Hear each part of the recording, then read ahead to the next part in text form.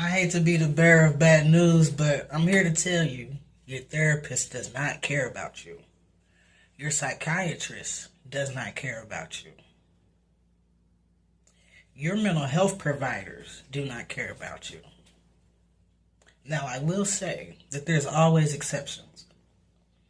And I have personally known very few, but I have known at least one exception. And then I've known another exception in the case of somebody else. But since 2024 was the year of exposure, and it feels like 2025 is part 2 of that, what was exposed in my life personally was my psychologist that I was seeing for 2 years. The crazy thing is, my own intuition, my own psychic abilities were ignored. And that's one reason why I'm working with a medium to,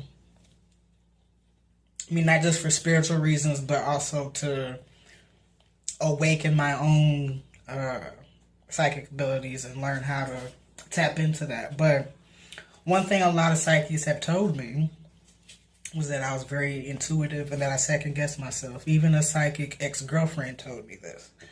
And I'm still working on going with my first mind, going with my gut, and trusting it, because every time I have a hunch and I get confirmation on that hunch, I was right. So I'm trying to tap into that. But anyways, back to the psychologist story.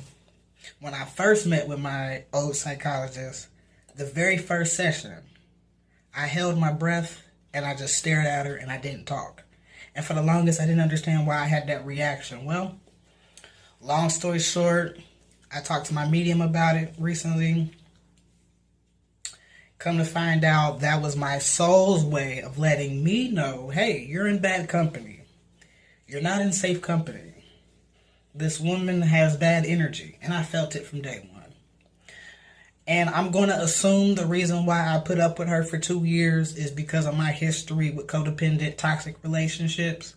Basically, my old psychologist turned out to be another version of my grandmother.